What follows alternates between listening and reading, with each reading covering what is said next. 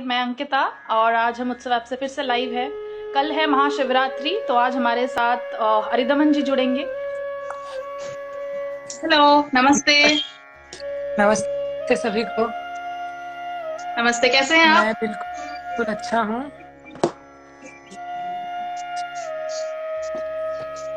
जी, बहुत बहुत धन्यवाद अरिदमन जी फिर से हमारे साथ जुड़ने के लिए। और आज हम बहुत ही खास अवसर पर जुड़े हैं। कल है महाशिवरात्रि। हम आज बात करेंगे शिवरात्रि के महत्व में। हम जानना चाहेंगे महाशिवरात्रि और मासिक जो शिवरात्रि होती है उसमें क्या डिफरेंस होती है, क्या क्या चीजें हमें ख्याल रखनी चाहिए और लोग किस प्रकार से जो है सेलिब्रेशन करते हैं और उसकी प्रिपरेशंस कैसी हैं। तो उसी के लिए आज हम बहुत बहुत एक्साइटेड है। आप बताइए, आप कैसे हैं? मैं बहुत अच्छा हूँ और अब लोग भी जुड़ रहे हैं आज। और बहुत अच्छा है। इस पहले भी बहुत बार मेरे को ऐसी रिक्वेस्ट आ चुकी है, लेकिन कुछ ना कुछ विषय से मैं कर ही नहीं पाया और बहुत महीने हो गए। आज बहुत दिनों बाद ये लाइव हो रहा है फिर से। तो सभी को नमस्ते। तो मैं समझता हूँ जी शुरू करते हैं। हाँ, जो भी हमें इस विषय में जानना है। जी शारदा शारदाम्भोजवदना वदनाम्बुजे सर्वदा सर्वदास्माकं सन्निधिं सन्निधिं क्रियात्। शिवाय नमः। सभी को महाशिवरात्रि की हार्दिक शुभकामनाएं। और ये ऐसा त्योहार है कि कोई ना कोई इसमें उत्सुक रहता ही है कि हमें शिवरात्रि है तो क्या करें, कौन सी पूजा करें और कैसे महादेव प्रसन्न होंगे, क्या सिग्निफिकेंस है। और बहुत मिसकॉन्सेप्शंस भी है। ऐसा नहीं है कि हर एक को पता है शिवरात्रि क्या है। बहुत लोग इसे गलत ढंग से भी इसको समझ लेते हैं कि शिवरात्रि इसीलिए बनाई जाती है या किस कारण से बनाई जाती है। तो आज हम इन चीजों के बारे में जानेंगे कि शिवरात्रि क्यों बनाई जाती है, इस दिन क्या हुआ था और भगवान शिव की क्या महिमा है। बेसिकली हम उसको जानेंगे और शिवरात्रि का क्या सिग्निफिकेंस है, जो टॉपिक है उसको जानेंगे। तो सबसे प्रथम जो शिवरात्रि है, ये जो अर्थ है इस शिवरात्रि का, ये शिव का अर्थ होता है जो कल्याणकारी होता है। ठीक है, जो ऑस्पिशियस है। Auspicious one is known as Shiva. और रात्रि जो है, ऐसी ऑस्पिशियस जो व्यक्ति है, ऐसा कल्याणकारी जो है तत्व, उसकी जो रात्रि हो वो शिवरात्रि है। या जो रात्रि कल्याणकारी हो हमारे लिए, वो शिवरात्रि है। और ये शिवरात्रि हर महीने आती है, लेकिन दो शिवरात्रियां बहुत ज्यादा प्रसिद्ध है। एक सावन के टाइम जो आती है और एक जो अब आ रही है फाल्गुन में। और इसका महत्व बहुत है। नारद पुराण के अंदर बताया गया है कि एक एक शिवरात्रि जो हर महीने आती है वो क्या क्या फल देती है।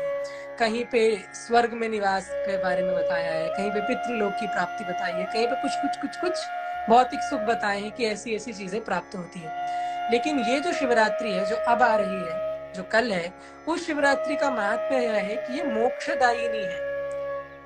This can liberate. अगर इसके अंदर अच्छे से साधना करी जाए, वैसे तो हर दिन ही भगवान शिव की आराधना करनी चाहिए, लेकिन इस विशेष पर्व पे अगर हम सच्चे हृदय से भगवान की आराधना करते हैं तो ये मोक्षदायिनी है। ये इसकी खासियत है। इसका जो फल है ये बहुत ज्यादा है। जैसे एकादशी होती है तो उसमें जो निर्जला एकादशी होती है कि आपने पूरे साल नहीं करी तो आप निर्जला कर लो, तो that will give you the सबसे ज्यादा बेनिफिट आपको मिलेगा। तो ऐसे ही ये शिवरात्रि है। तो इसीलिए इस शिवरात्रि को बहुत ही ज्यादा महत्व दिया गया है और लोग इसको बहुत ही उत्साह से बनाते भी हैं। लेकिन ये शिवरात्रि बनाई क्यों जाती है, इसके पीछे का रीजन क्या है, इस दिन हुआ क्या था। आजकल बहुत रील्स चल रही है और एक ट्रेंड सा हो गया है कि शिव पार्वती का विवाह हुआ था। मैं बहुत देख रहा हूँ आजकल कि शिव पार्वती का विवाह हुआ था। सारे लोग बता रहे शिव पार्वती का विवाह हुआ था, लेकिन ऐसा नहीं है। शिव पार्वती का विवाह इस दिन नहीं हुआ था। और यही सोचा जाता है हर बार कि जब भी शिवरात्रि है जी विवाह हुआ था, जबकि ऐसा नहीं है। आज का जो महात्म्य है, ये जो महाशिवरात्रि है, इस दिन लिंगोद्भव हुआ था। विश्व में प्रथम बार भगवान शिव का जो लिंग है उसका प्राकट्य हुआ था, जिसे हम ज्योतिर्लिंग कहते हैं, जो अग्निलिंग है, जो अक्षय लिंग है, सदाशिव लिंग है। अब इस पर बड़ा विवाद भी चलता रहता है, लेकिन आज हम जानेंगे कि ये क्या है और क्या इसके पीछे की कहानी है। तो कई पुराणों में है इसका वर्णन लिंगोद्भव का। तो स्टोरी कुछ ऐसी है कि ब्रह्मा और विष्णु, ये दोनों ब्रह्मांड में होते हैं अकेले। नाउ ये सोचते हैं कि हमें ये जानना है कि हम में से महान कौन है, कौन सबसे बड़ा देवता है, कौन किसके पास ज्यादा शक्ति है। और ये दोनों लड़ रहे हैं। इसी बीच में एक अक्षय लिंग प्रकट होता है, ज्योतिर्लिंग प्रकट होता है, जो आग का, अग्नि का एक लिंग है, ठीक है, जिसका ना ही कोई एंड है और ना ही कोई शुरुआत है। आप समझिए एक रेड कलर का कोई एक रॉड जैसा बिल्कुल आ जाए, और ब्रह्मा और विष्णु अब वो देख रहे हैं कि क्या है। सो ब्रह्म की आवाज आती है, ठीक है, जिसे हम भगवान कहते हैं, ब्रह्म कहते हैं, उसकी आवाज आती है, कहती है कि जो इसके छोर को पालेगा तुम दोनों में से, वो श्रेष्ठ है। सो विष्णु जी भी कहते हैं हाँ हाँ बिल्कुल, ब्रह्मा जी भी कहते हैं बिल्कुल, आवाज आई है, कहाँ से आई है, जरूर हमसे कोई बड़ा व्यक्ति होगा तो उसकी आवाज आई है। तो ब्रह्मा जी हंस बन करके ऊपर की ओर चले जाते हैं, विष्णु जी वराह बन के नीचे की ओर चले जाते हैं, और दोनों उसका अंत ढूंढते हैं। कई वर्ष बीत जाते हैं, कई वर्ष बीत जाते हैं, लेकिन उसका अंत नहीं मिलता है। तो विष्णु जी जो है ये अच्छे हैं, इन्होंने क्या करा, आके बोला कि हे प्रभु, कोई जो भी हो, आप जो भी हमें कह रहे हो, मुझे कोई भी अंत नहीं मिला, इस ज्योतिर्लिंग का कोई भी अंत मुझे प्राप्त नहीं हुआ, मैं तो हार गया समझ लो। तो संतुष्ट होकर रुक गए। ब्रह्मा जी ने सोचा कि मैं ट्रिक करता हूँ कोई, मैं ये जो व्यक्ति कह रहा है इसको पागल बनाता हूँ थोड़ा। तो ब्रह्मा जी जो हंस रूप से थे, उन्होंने कहा मुझे मिल गया, मुझे आपका जो है एंड मिल गया इस ज्योतिर्लिंग का। और भगवान शिव जो है उन्हें पता है कि इसका कोई अंत नहीं है। अब ब्रह्मा कह रहे हैं कि मुझे मिल गया, और जिससे ब्रह्मा की बात झूठी ना हो, तो भगवान शिव कहते हैं इसे सिद्ध करो कि ये कैसे तुम्हें मिला, कौन है गवाह देने वाले, गवाही कौन देगा इसकी। तो उनके एक केतकी का फूल होता है ब्रह्मा जी के पास, तो वो केतकी का फूल ब्रह्मा जी की गवाही देता है झूठी, कि ब्रह्मा जी को इसका अंत मिल गया है। और जब ये सुनते हैं भगवान शिव, तो उन्हें बड़ा क्रोध आता है कि दोनों झूठ बोल रहे हैं। तो भगवान शिव भैरव स्वरूप में आते हैं, और ब्रह्मा जी का जो 5वां मस्तक होता है, जो अहंकार से ऊपर उठा हुआ होता है, उन्हें और कुछ नहीं दिख रहा है, तो वो उसको काट डालते हैं उस मस्तक को, और श्राप देते हैं कि तुम्हें धरती पर तुम्हारा पूजन अन्य देवों की तरह नहीं होगा। और केतकी का जो पुष्प है उसको भी श्राप देते हैं कि मेरी पूजा में तुम्हारी कभी उपयोगिता नहीं होगी, इसलिए केतकी को भगवान शिव को नहीं चढ़ाते हैं, क्योंकि उसने झूठ बोला था और एक प्रकार से झूठी गवाही दी थी। तो ये है लिंगोद्भव। और लिंगोद्भव जो कहा गया है, ये जिसे हम कहते हैं ना शिवलिंग, ये लोगों के लिए बहुत ही छोटी सी चीज है कि गए जी एक लोटा पानी डाल दिया और जय भोले बाबा और हो गया, जबकि ऐसा नहीं है।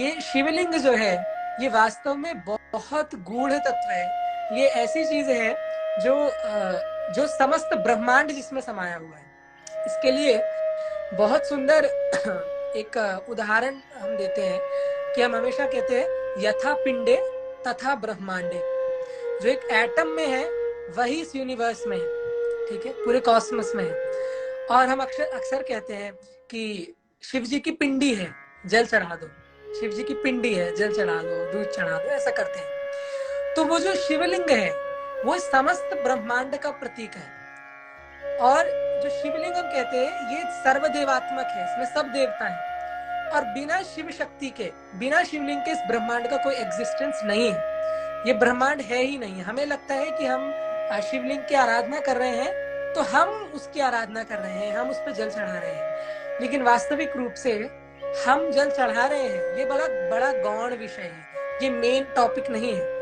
लेकिन वास्तविक बात यह है कि हम खुद एक लिंग रूपी जगत के अंदर बैठे हैं, we are in a capsule, हम एक ब्रह्मांड में है जो लिंग रूप से है, पर अब we can not experience that. और उस होल को एक्सपीरियंस करने के लिए वी वर्शिप शिवलिंगम, क्योंकि उसमें भी वही है जिसको हम पूरी विधियों से, जिसको हम प्रतिष्ठित करते हैं, उसमें भी वही एनर्जी है, उसमें भी वही कॉस्मस है, उसमें भी वही ब्रह्मांड है जिसको आप एक प्रकार से पूज रहे हैं, जिसमें आप रहते हैं खुद।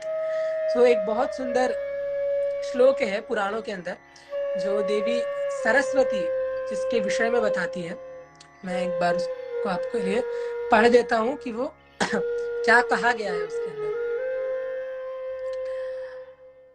तो यह कहा जा रहा है, सर्वम लिंगमयम लोकम सर्वम लिंगे प्रतिष्ठितम तस्मात् सर्वम परित्यज्य स्थापये पूजये च तत्। यहाँ पे सरस्वती माता कह रही है सर्वम लिंगमयम लोकम, ये जो भी हम दुनिया देख रहे हैं ये आइडेंटिकल है शिवलिंग से, ये आइडेंटिकल है शिवलिंग से। यू कैन नॉट एक्सपीरियंस क्या है क्या नहीं है, but we are living in a Shivling. हम खुद भगवान शिव के अंदर ही निवास कर रहे हैं, वो हम में है, हम उनमें है, लेकिन वी कैन नॉट अंडरस्टैंड कि ये क्या हो रहा है। और जो शिवलिंग है जब हम उसकी आराधना करते हैं, so we are actually realising कि हम वही है, वही शिव है, हमें उन्हीं शिवत्व को प्राप्त करना है। और यहाँ पे सरस्वती माँ कह रही हैं कि हमें पूरे परिश्रम से उस ब्रह्म शिवलिंग, सदा शिवलिंग की आराधना करनी चाहिए। और यहाँ पे कह रहे हैं आदित्या वसवः सांख्या अश्विनौ च विषग्वरौ ब्रह्मादि स्थावरांतम च सर्वं लिंगे प्रतिष्ठितम विश्वे देवाश्च साध्याश्च पशवः पक्षिणो मृगाः। कि जो कुछ भी ब्रह्मांड में है, ब्रह्मा से लेके चींटी तक, पशु हो, साधु हो, जितने भी देवता हो, पक्षी हो, मृग हो, कुछ भी हो, वो सब कुछ इस ज्योतिर्लिंग में सदा शिवलिंग के अंदर ही है, इसी में संस्थित है। उसके अलावा उससे बाहर कुछ नहीं है। दूसरी जो इसकी महात्म्य है वो ये है कि जब हम शिवलिंग की आराधना करते हैं तो वहां पर कोई भी आइडल नहीं दिखता है हमें, कि आंख है दो, हाथ है, पैर है, इस प्रकार का कुछ नहीं दिखता। वी आर जैसे एक कैप्सूल जैसा एक स्ट्रक्चर है, उसकी हम पूजा करें शिव जी मान के। सो एक्चुअली रिप्रेजेंट क्या करता है, तो जब हम कहते हैं भगवान निराकार है, कॉन्स्टिट्यूशनल जो उनकी पारमार्थिक पोजीशन है वो निराकार है, वो सर्वत्र है, तो उस सर्वत्र को भी हम कैसे ग्रास्प करेंगे, क्योंकि हम लोग अभी सेंस में हैं, हम इंद्रियों से बाहर की चीज नहीं कर सकते। तो उस निराकार कॉन्शियसनेस को भी अगर हमें डिपिक्ट करना है तो वो शिवलिंग के रूप में ही होता है, और किसी रूप में नहीं होता है। क्योंकि और जो भी मूर्ति होती है उसमें एट्रीब्यूट्स आ जाते हैं, हाथ आ गए, त्रिशूल आ गया, आंखें आ गई, नाक आ गई, लेकिन जो शिवलिंग है उसमें कोई एट्रीब्यूट्स नहीं है। वो निर्गुणत्व जो है, निराकार जो है, उसको सिंबलाइज कर रहा है कि ये है, इसमें कुछ नहीं है, ये निर्गुण है बिल्कुल। सो ये जो है, ये हमें भगवान शिव का जो स्वरूप है उसका ये आइडेंटिटी, ये शिवलिंग है, और इसमें ही समस्त ब्रह्मांड है, हम ही इसमें है, इसीलिए इसकी आराधना करी जाती है। और जो शिव भगवान शिव है, इनकी आराधना सर्वदेवात्मक कही गई है। और देवताओं की आराधना के अंदर वी आर वर्शिपिंग भगवान विष्णु, तो भगवान विष्णु की आराधना हो रही है, और किसी की कर रहे हैं तो उन्हीं की आराधना हो रही है। लेकिन भगवान शिव की जो आराधना है उसमें हम बेसिकली सबकी आराधना कर रहे हैं। तो यहाँ पे एक बहुत सुंदर उपनिषद है, रुद्र हृदयोपनिषद। तो ये कहता है सर्वदेवात्मको रुद्रः सर्वे देवाः शिवात्मकाः, कि जितने भी देवता हैं वो शिवात्मक ही है, उनकी आत्मा शिव ही है, और जितने भी देव हैं वो शिव में है। तो हम देखते हैं कि अब जब शिवलिंग के पास जाते हैं शिवरात्रि के दिन, तो नॉर्थ इंडिया में बेसिकली, साउथ में तो we can not approach Shivling directly, जो ब्राह्मण है वो जाता है, वो हमारी सारी ऑफरिंग वहाँ पे समर्पित करता है। तो जब हम यहाँ पे शिवलिंग के पास जाते हैं तो हम देखते हैं नीचे एक योनि होती है, पीठ होती है, उस पर शिवलिंग होता है, गणेश, कार्तिकेय, नंदी, ठीक है, और अशोक सुंदरी, इन सबके स्थान इस एक शिवलिंग में। सबसे नीचे का भाग ब्रह्मा है, बीच का भाग विष्णु है, ऊपर का भाग पशुपति है, भगवान शिव है। जहाँ पे वो कर्व आता है वो भाग में अशोक सुंदरी रहती है। जिस जलाधरी से जल गिरता है उस जल के नीचे 33 कोटि देव रहते हैं, उसके आसपास कार्तिकेय, गणेश रहते हैं, तो सारे कवर हो जाते हैं। इसलिए कहा कि रुद्र की अगर उपासना कर रहे हैं तो सबकी उपासना कर रहे हैं, शिव की अगर पूजा कर रहे हैं तो सबकी पूजा कर रहे हैं। और बेसिकली शिव और शक्ति, इनके बिना कोई एग्जिस्टेंस नहीं है, ये दुनिया उनसे ही चल रही है। इसलिए हम कहते हैं जगतः पितरो वंदे पार्वती परमेश्वर, कि पूरी दुनिया के माता पिता है ये। हम नॉर्मल एक एग्जाम्पल देता हूँ, हमारे यहाँ जब छोटी क्रिएशन होती है, जब कोई बच्चा जन्म लेता है तो उसके माता पिता उसके कारण है। लेकिन जब ब्रह्मांड जन्म लेता है, जब यूनिवर्स जन्म लेता है, तो शिव पार्वती उसके कारण है, दे आर द कॉज। सो वो पूरी दुनिया के कारण है, सर्व कारण कारणम, तो सारे कारणों के कारण है, तो वो सबके माता पिता है। इसीलिए यहाँ रुद्र हृदयोपनिषद में बताया है कि हर चीज शिव पार्वती है। यहाँ पे बहुत सुंदर श्लोक आता है कि रुद्रो नर उमा नारी तस्मै तस्यै नमो नमः, कि जितने भी पुरुष है उनमें जो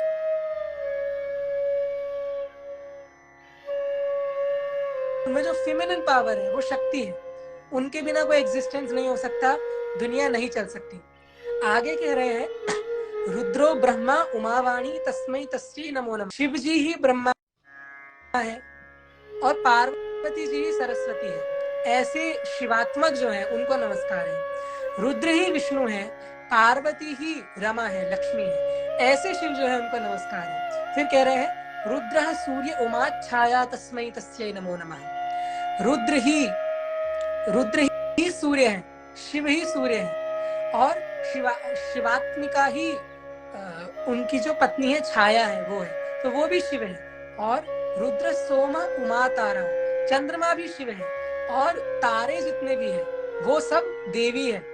तो एक एक जितना भी हम कुछ देखते हैं वो सब यही है। आगे कह रहे हैं, रुद्रो दिवा उमा रात्रिस, कि रुद्र ही दिन है और पार्वती जी रात है। तो जितना भी हम कुछ देख रहे हैं ये उनसे बाहर है ही नहीं। बहुत बड़ा उपनिषद है। हम जो कुछ देख रहे हैं हम उसमें ही हैं, वो हम में है, उनके अलावा और कुछ है ही नहीं। अब हम इस टॉपिक में आते हैं कि भगवान शिव अपने भक्तों पर कैसे कृपा करते हैं और कितना प्रेम करते हैं। क्योंकि अक्सर हमने सुना है, ज्यादा हम जो सुनते हैं वो यही सुनते हैं कि भगवान कृष्ण ने कैसे कृपा करी और मीराबाई पे कैसे कृपा हुई, लेकिन अक्सर जो शैव भक्त हैं उनकी कहानियां हम नहीं जानते हैं कि वो कैसे कैसे भक्त हुए हैं, भगवान शिव ने कैसे कैसे कृपा करी है। तो मैं 2 भक्तों की यहाँ पे बात करूंगा और उसके बाद कुछ बात करके हम क्वेश्चंस भी ले लेंगे। तो भगवान शिव के जो प्रथम भक्त है वो है जिनके बारे में बात कर रहा हूँ, वो है कन्नप्पा। ये बहुत फेमस है, जिन्हें कन्नप्पा कहते हैं, साउथ में बहुत फेमस है और ये शैव भक्तों में 10वें स्थान पर आते हैं। तो ये एक व्याध होते हैं, एक शिकारी होते हैं, एक शिकारी के बेटे होते हैं। तो इनको इतना कुछ पूजा की विधि वगैरह ये कुछ नहीं आती और वास्तविक रूप में ये अर्जुन के अवतार होते हैं। अर्जुन जो होते हैं वही कन्नप्पा बनते हैं इस एज में। तो उन्हें कोई बताता है कि ये शिव है और ये शिवलिंग होता है, ये भगवान का प्रतीक है, इस पे जल चढ़ाते हैं और कुछ भोग लगाते हैं और ऐसे ऐसे करते हैं तो भगवान खुश हो जाते हैं, मुक्ति देते हैं। तो वो शिकारी था, उसके पास जितना भी ज्ञान था, वो वन में से गुजरता था तो वहां वो मंदिर आता था भगवान शिव का, जहाँ पे एक ब्राह्मण पूजा करता है, बाकी दिन जंगल में मंदिर है। तो आउट ऑफ डिवोशन उसके पास जो कुछ था वो उससे भगवान शिव की आराधना करने लगा। भगवान शिव को जल देना होता था तो लोटा नहीं है, कुछ नहीं है, तो नदी में से जाकर के मुंह में पानी भर के आता था और भगवान शिव पे उसका कुल्ला कर देता था कि जल अर्पित कर दिया। उसे ये तो पता है जल देना है, लेकिन ये नहीं पता कैसे देना है। अब भोग लगाना है तो ये नहीं पता क्या लगाना है। तो क्या करता था, जो भी शिकार करा वो मांस जो था उसका भोग लगा दिया और बड़े मन से कि भगवान खा रहे हैं, मुझसे खुश है, ऐसे। तो भगवान उसकी भावना देख रहे थे। इसका अर्थ ये नहीं है कि हम सबको, जिनको अकल है, जिन्हें पता है, वो सारे यही करें कि मुंह में कुल्ला करके पानी डाल रहे हैं, नहीं, ये बहुत बड़ा अपराध है। लेकिन वहां पे उसकी जो कॉन्शियसनेस थी उसमें 1% भी ऐसा नहीं था कि वो जानबूझ के से कर रहा है। वो बिल्कुल श्रद्धा से, बिल्कुल भक्ति से, जैसे भगवान के लिए कर रहे हैं। तो वो ये सब करता है। तो एक दिन भगवान उसको टेस्ट करने के लिए कि कितना मेरा भक्त है, क्या करते हैं कि शिवलिंग की जब हम पूजा करते हैं तो उसपे आंख बनाई जाती है, नासिका बनाई जाती है भगवान की, सुंदर सुंदर। आपने महाकाल मंदिर में देखा होगा बनाते हैं, तो ऐसे ही उस मंदिर में भी बनाते थे ब्राह्मण जो थे। तो जब ये वहां गया तो उसने एक दिन देखा कि भगवान शिव की जो आंख है उसमें से रक्त बह रहा है, खून बह रहा है एक आंख से। अब ये बहुत बड़ा भक्त था, इसने क्या करा, तुरंत ही अपनी तीर निकाल करके एक आंख काटी और जहां पे वो भगवान शिव की आंख थी वहां पे अपनी आंख चिपका दी और वो जो खून था वो रुक गया। तो उस समय उसको कैसा दर्द हुआ होगा, कैसी पीड़ा हुई होगी, उसने तुरंत काट दी अपनी एक आंख। और जब उसने देखा कि जो दूसरी आंख थी, वो दूसरी आंख में से भी खून आने लगा जो बनी हुई थी। नाउ दिस कन्नप्पा, वो ये नहीं सोच रहे हैं कि भगवान मैं क्यों दूं अपनी आंख, मैं तो अंधा हो जाऊंगा और कितना दर्द होगा, उसको इसका कोई भी भान नहीं है। वो क्या कर रहा है कि अब उसे दूसरी आंख भी देनी है, तो वो ये नहीं सोच रहा है कि मैं दूसरी दूंगा तो अंधा हो जाऊंगा, नहीं। वो क्या करता है, दूसरी आंख भी निकालता है, लेकिन वो सोचता है कि अगर दूसरी निकालूंगा तो अंधा हो जाऊंगा। अब ये कैसे पता चलेगा कि कहाँ पर भगवान की आंख है। तो वो क्या करता है, भगवान शिव की शिवलिंग पर पैर रखता है जहां पर उनकी आंख होती है उसमें पैर रख देता है अपना, कि जब मैं आंख निकालूंगा तो इस पैर को हटा के इधर ही पेस्ट कर दूंगा उस आंख को। सो ये उसका डिवोशन, ये उसकी भक्ति।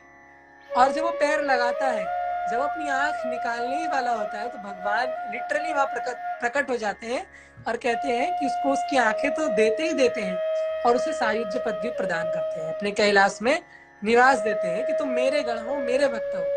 सो ये उनका एक प्रकार का अनुग्रह है। जैसे एक माता पिता होते हैं ना, just like that Shiv Parvati हमेशा हमारे साथ है, हमेशा देख रहे हैं, क्योंकि उनका जो पद है वो माता पिता का ही है।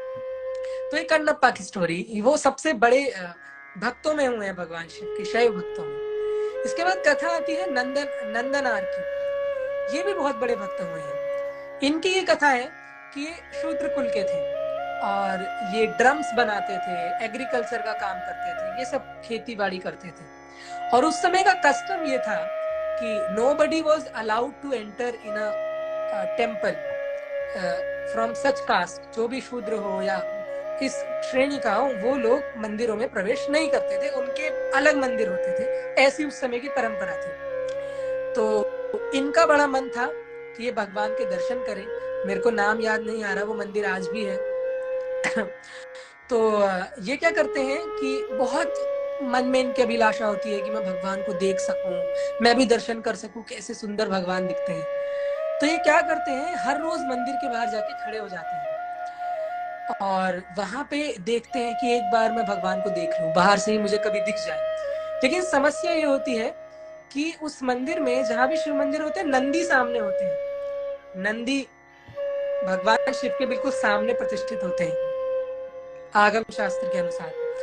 तो जिस मंदिर में ये जाते थे, इनके पास जो मंदिर था, ये इस मंदिर में बड़े बड़े नंदी जी थे, बहुत बड़े साइज के। तो ये बाहर खड़े भी होते थे, पर ये भगवान शिव को नहीं देख पाते थे, बहुत लालसा कि मैं दर्शन करूं। और जब भगवान शिव को ये अनुभव हुआ कि ये कितना बड़ा भक्त है, तो ये आज भी प्रतीक है, आज भी कोई वहां पे जाके देख सकता है कि भगवान शिव की आज्ञा से, शिवाज्ञा से, वो नंदी, पूरी नंदी के जो प्रतिमा है वो साइड में होगी।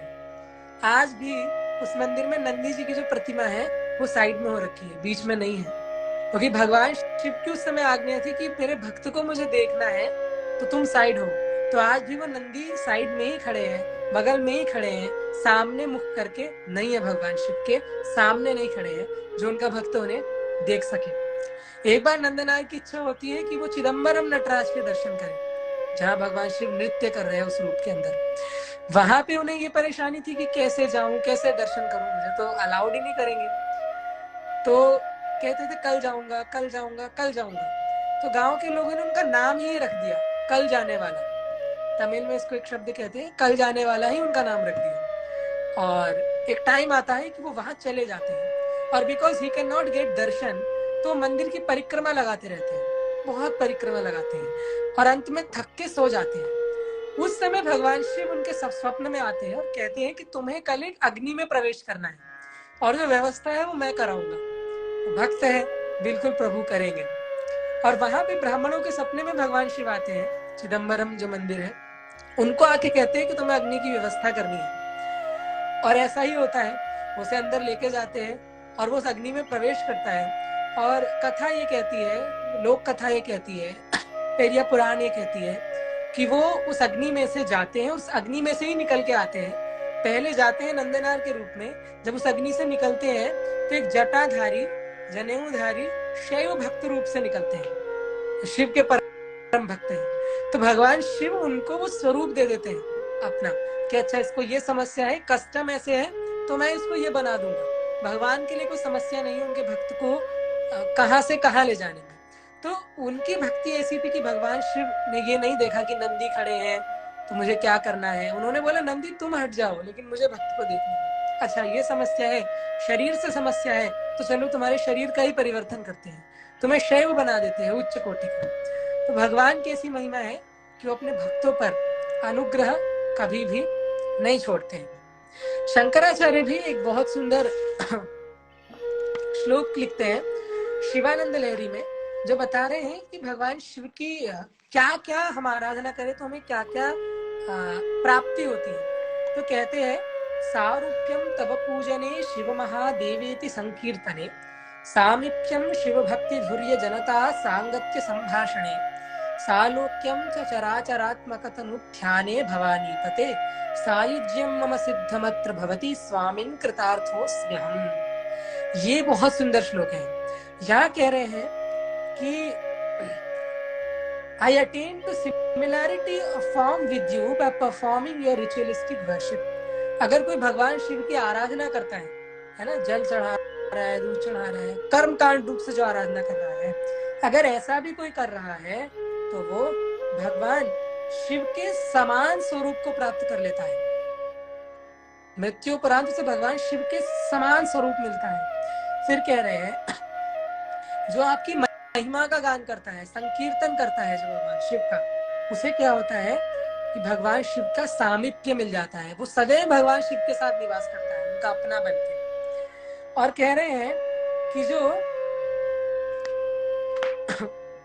आपके भक्तों से बातें करता है, जो आपके भक्तों के साथ आपकी महिमा का गान करता है, आपकी कथा को बोलता है, आपके विषय में आपके महात्म्य को बताता है, ऐसा व्यक्ति सदैव आपके लोक में निवास करता है, कैलाश में आपके साथ। और आगे कह रहे हैं कि जो आपके मूल स्वरूप में ध्यान लगाता है, जो निर्गुण निराकार पर ब्रह्म रूप से जो समस्त शिवात्मक जगत है, जो सारे में शिव है, जो शिव शक्ति रूप से समस्त व्याप्त है, ऐसे आत्म तत्व रूपी शिव पे जो ध्यान लगाता है वो आप ही हो जाता है, उसे सायुज्य ही मिल जाती है, वो आप में ही हो जाता है, आप में और उसमें कोई भेद नहीं रह जाता है। So these are stages.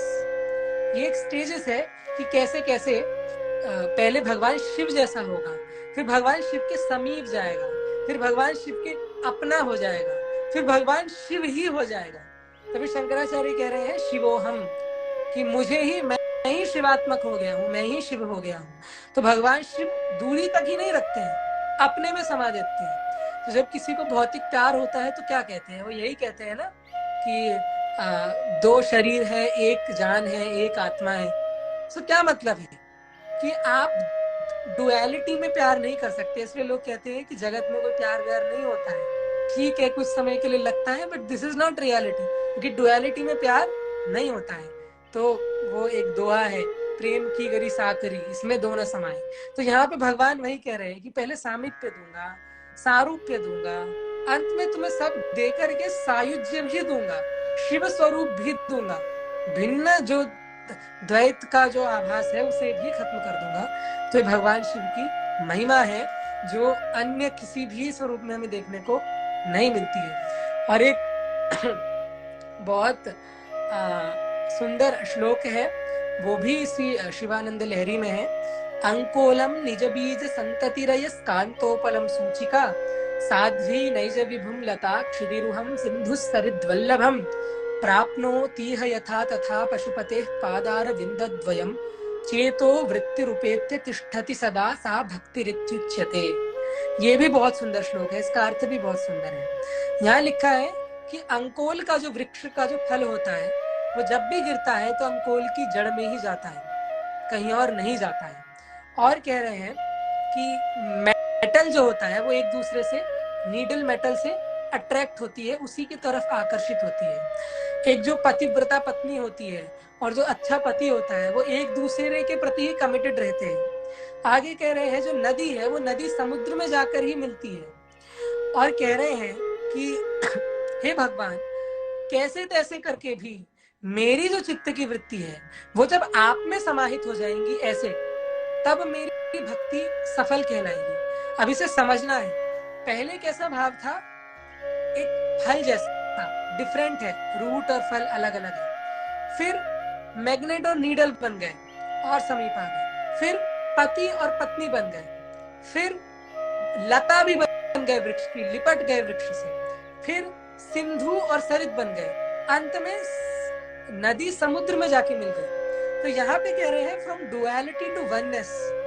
आपसे एक समय है जब मैं भक्त हूँ, आप भगवान हैं, मैं प्रेमी हूँ, है ना, मैं आपसे प्रेम करता हूँ, वो दोनों चीजें डिफरेंट है। लेकिन एक टाइम तब आएगा, मेरी भक्ति तब सफल होगी जब सब चित्त वृत्तियों का शमन हो जाएगा और मैं नदी जैसे समुद्र में समा जाती है ऐसे आप में समा जाऊंगा, जब मुझ में और आप में कोई डिफरेंस नहीं रह जाएगा। तो जो शिवरात्रि है ये भगवान शिव का पर्व है, और इसमें हमें संकल्प ले लेना चाहिए कि हमें भगवान शिव अगर हमारे इष्ट है, हमें उनमें श्रद्धा है, निष्ठा है। मैं ये नहीं कहूंगा कि सारे किसी को भगवान विष्णु में निष्ठा हो तो छोड़ के करो नहीं, हम तो शिवी भक्ति करेंगे, नहीं, ऐसा नहीं है। जो भी आराध्य है, हर देवता का, हर भगवान का जो स्वरूप है उसका अपना महात्म्य है। तो इसीलिए भगवान शिव का अनुग्रह, जो वैष्णव है, जो भगवान विष्णु की भक्ति करते हैं, उनको भी बहुत आवश्यक है, क्योंकि भगवान शिव की कृपा के बिना विष्णु भक्ति प्राप्त नहीं होती है। ऐसे ही जो शैव है उन्हें भगवान विष्णु का सम्मान करना चाहिए। जो स्मार्त है वो तो सबका सम्मान करते हैं, वो सबको बराबर ही मानते हैं, वहां पे कोई ऐसा नहीं है। तो जो जिस संप्रदाय से है, हर जगह भगवान शिव के भक्त भगवान विष्णु का सम्मान करना चाहिए, भगवान विष्णु के भक्तों को भगवान शिव की पूजा आराधना करनी चाहिए, भेदभाव नहीं करना चाहिए। ये भी एक नामापराध होता है, दोष होता है। और रही बात देवी भगवती की, तो शिव शक्ति कभी भी अलग अलग नहीं हो सकती। आप किसी भी देवता को देखिए, किसी भी भगवत स्वरूप को देखिए, वहां पे डिफरेंस दिख सकता है। लेकिन शैव धर्म में और शाक्त धर्म में ये दोनों एक साथ ही चलते हैं।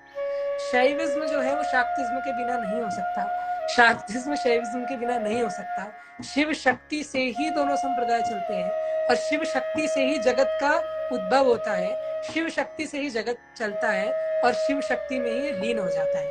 ये कहा गया है कि जब प्रलय भी हो जाएगी तो सिर्फ ज्योतिर्लिंग ही बचता है, सिर्फ सदाशिव ही बचते हैं, क्योंकि उन्हीं में समस्त समाया है, उन्हीं में सारा ब्रह्मांड है, वही होल है, हम उसके अंदर हैं। तो इसी के साथ मैं ये समझता हूँ कि सभी लोग समझे होंगे कि भगवान शिव कितना महत्व रखते हैं, क्या उनका स्वरूप है। वो बस एक छोटे से देवता नहीं है, उन्हें महादेव क्यों कहा जाता है, इस पे आजीवन कोई व्यक्ति बोल सकता है, तब भी उनकी महिमा कभी खत्म नहीं होगी। तो कल सभी शिवरात्रि बनाइए, और भगवान शिव की कृपा सबको मिलती रहे। कोई क्वेश्चंस हो किसी के, अगर आप लेना चाहती हो तो आप देख लीजिएगा। जी, निशांत यादवंशी राव जी पूछ रहे हैं कि जो तीसरी आंख जो खुलती है, वो कह रहे हैं कि ये ब्लैक होल के बराबर ऐसा कुछ है क्या? मुझे एक बात पता चली है कि मुझे लगता है महादेव की जो तीसरी आंख है वो शायद ब्लैक होल की तरह है। ये साइंस है, इसको नहीं जो देखो, जब मैंने यूनिवर्स की बात करी और शिवलिंग की बात करी, तो मैंने ऐसे नहीं करी कि मैंने हवा में सोचा मैंने कर दी। हाँ, मैंने आपको पुराण से श्लोक पढ़ करके सुनाया जिसमें लिखा था लिंग मध्य जगत सर्वम। तभी मैंने कहा कि सारा ब्रह्मांड लिंग में है, यूनिवर्स को रिप्रेजेंट करता है, पूरा कॉस्मस है। अगर मैं अपने मन से कह दूं ब्लैक होल ये वो, तो वो कोई सेंस नहीं रखता। हाँ, जो ब्लैक होल को हम देख रहे हैं वो कुछ भी नहीं है, इस पूरे यूनिवर्स के अंदर वो एक बिंदु भी नहीं होगा। तो you can not compare with Shiv ji की तीसरी आंख। हाँ, जो कुछ भी है यूनिवर्स में, जो कुछ भी है, वो सब कुछ भगवान शिवात्मक ही है, शक्ति में ही समाया है, शिव में ही समाया है, उससे अलग कुछ नहीं है। तो हाँ, सारा यूनिवर्स उन्हीं का स्वरूप है, वही हम उसमें समाये। तो इस वे में आप कह सकते हैं, क्योंकि भगवान की उपमा में कहते हैं कि भगवान शिव की जो आंखें हैं वो सूर्य और चंद्रमा उनकी आंखें हैं। तो वो कहा जाता है कि ये पूरा ब्रह्मांड जो है ये उनका शरीर ही है, उनसे अलग हम रह रहे हैं, तो हम उन्हीं में समाये हैं। इस रूप में आप कह सकते हो, पर उसमें कोई भी छद्म विज्ञान नहीं लगाना चाहिए कि वो ब्लैक होल आंख है या क्या है, वो सब नहीं करना चाहिए। दूसरा कोई प्रश्न? जी, भव्यदीप राठौड़ जी पूछ रहे हैं क्या हम घर में 4 प्रहार वाली पूजा कर सकते हैं, उसके बारे में थोड़ा बताइए। हाँ, लोग करते हैं, 4 प्रहर वाली पूजा करते हैं।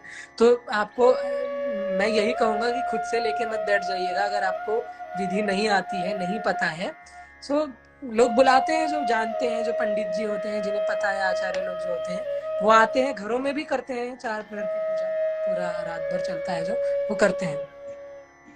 जी, अरिदमन जी, कल आपका क्या शेड्यूल है, क्या कैसे आप मनाने वाले हैं महाशिवरात्रि? हमारा तो जैसे सब बनाते हैं वैसा ही हमारा शेड्यूल रहता है, और जैसे भगवान चाहेंगे वैसे बनाएंगे। हम भी रुद्राभिषेक करेंगे और उनकी बस कृपा याचना करेंगे, तो उसी रूप से बनाएंगे। जी, और बिल्कुल। कोई प्रश्न तो नहीं है वैसे, कोई अच्छा प्रश्न हो? एक और है आयुष अद्वैत जी का कि शिव और मोहिनी अवतार के बारे में आप क्या कहेंगे?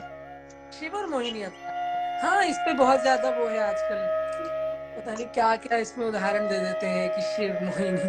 फर्स्ट ऑफ ऑल, भगवान के हमारे जैसे जेंडर लागू नहीं होते। जिस शिव को हम शिव रूप से देख रहे हैं, एक पुरुष रूप में देख रहे हैं, वो शिव स्त्री भी है, वो शिव पुरुष भी है, वो शिव उन दोनों से परे भी है।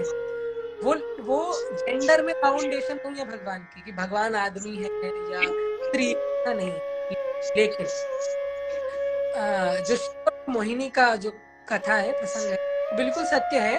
भगवान विष्णु पुरुष भाव में नहीं, उस वक्त वो स्त्री रूप में है, वो स्त्री रूप में।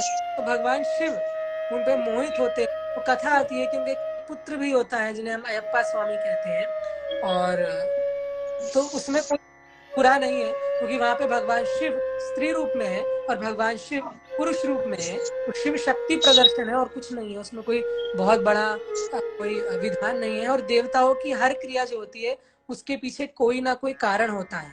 उनसे जो पुत्र हुआ है, जो अयप्पा स्वामी हुए हैं, वो दोनों ने महिषी का वध करा है। तो जो देवताओं में, भगवानों के नाम हम देखते हैं, उनके पीछे कोई ना कोई कारण होता है, ये होता है। तो और कुछ विशेष जोड़ देना उसका कोई लाभ नहीं। और कोई प्रश्न हो?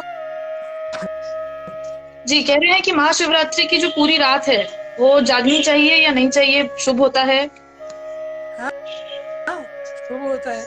लोग जागते हैं, जो जागते हैं जागना चाहिए। और जो घर में नहीं जाग पा रहे हैं तो वो किसी शिवालय में जा सकते हैं जहाँ पे लोग जाग रहे हों, जिसमें प्रॉपर।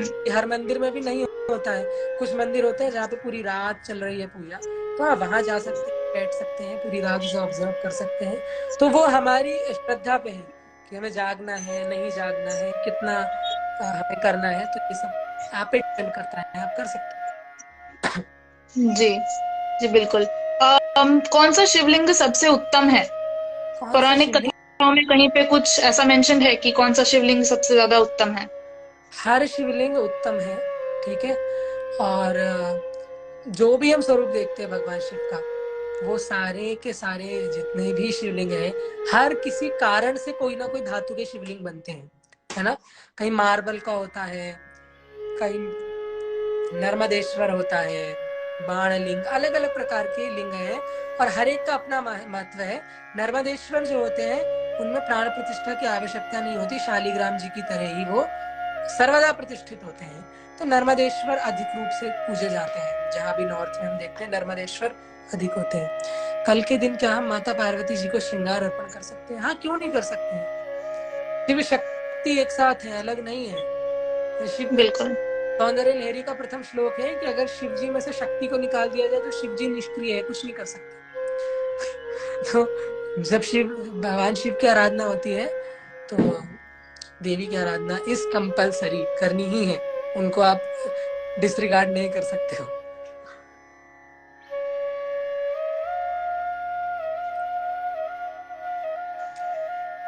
आज के लिए हम लास्ट क्वेश्चन लेंगे, क्या शिव और शंकर अलग हैं?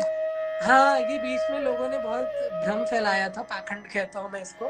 शिव और शंकर अलग अलग है, ये कहा था कि शिव जो है वो तो अलग है और शंकर जो है वो शिव जी के, उन्हें शिव जी से शक्ति मिलती है, कुछ कुछ ये भ्रम फैलाया था। ऐसा नहीं है। शिव शंकर, हम वेद का जब मंत्र बोलते हैं तो उसमें दोनों का नाम एक साथ होता है, शिवाय च शंकराय च, उसमें आता है। और दोनों एक ही हैं, एक ही, जैसे भगवान विष्णु का नाम मुकुंद है, गोविंद है, माधव है, केशव है, ऐसे ही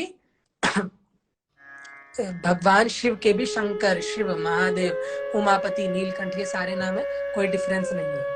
इन ISKCON we believe that Shivji is Param Vaishnav. Can you explain Shivji worship Mahavishnu? अच्छा, इन ISKCON we believe, हाँ, इन ISKCON people believe, और वो गलत नहीं है ना। भागवत उसका प्रमाण है ना। भागवत में आया है वैष्णवा नाम यथा शंभु, ठीक है। वैष्णवों में सबसे उत्तम जो है वो भगवान शिव है।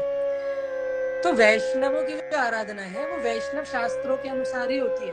वैष्णव शिव पुराण नहीं पढ़ते हैं, वैष्णव भागवत पुराण पढ़ते हैं, विष्णु पुराण पढ़ते हैं, विष्णु विषयक पुराण पढ़ते हैं। उसके अंदर भगवान विष्णु का श्रेष्ठत्व होता है या कृष्ण का श्रेष्ठत्व होता है, राम भगवान का श्रेष्ठत्व होता है। तो वहां पे जो भगवान शिव की आराधना है वो उतनी ही होती है जितनी उनकी भक्ति में वो सहयोगी हो, बस। उसमें लड़ने की कोई आवश्यकता नहीं है। तो हाँ, ISKCON हो या और जो वैष्णव हो, वो उस प्रकार से शिव जी को परमेश्वर रूप से उनकी पूजा नहीं करते हैं, शिव जी को परम वैष्णव रूप से पूजा करते हैं। तो वो उनका सिद्धांत है, इसलिए करते हैं। जो शैव है या जो और शाक्त है, वो विष्णु भगवान की ऐसी पूजा करते हैं कि वो भगवान शिव के एक उत्तम भक्त हैं। इस रूप से नहीं करते हैं कि वो परमेश्वर है। तो आपका सिद्धांत है, अलग अलग आइडियोलॉजी है, फिलॉसफी है, उसके अनुसार सब पूजन होता है। और भगवान हर स्वरूप में एक दूसरे के स्वरूपों की आराधना करते हैं। इसमें जो लड़ते हैं मैं उन्हें मूर्ख कहता हूँ। पुष्कर का मेला और ब्रह्मा जी की पूजा के बारे में कंफ्यूज कर दिया है। Please clear it. मैंने ये नहीं कहा कि सर्वत्र बंद हो जाएगी, मैंने ये कहा था कि जैसे अन्य देवों की पूजा होती है, ऐसे ब्रह्मा जी की आराधना नहीं होगी, और वो नहीं होती है। पुष्कर का जो मंदिर है दैट इज रेयर केस मंदिर जो हम देखते हैं, पुष्कर जी ब्रह्मा जी का मंदिर, शायद एक दो और है, लेकिन ये बहुत रेयर है ब्रह्मा जी के मंदिर, बस यही पुष्कर में देखने को मिलता है। तो वो श्राप की वजह से ही है, क्योंकि भगवान शिव ने जी हरिदमन जी, बहुत बहुत धन्यवाद आज फिर से हमारे साथ जुड़ने के लिए, और हमें इतने अच्छे, इतनी सिंपल वर्ड्स में आप जो है पूरी कथाएं समझाते हैं, महिमा समझाते हैं।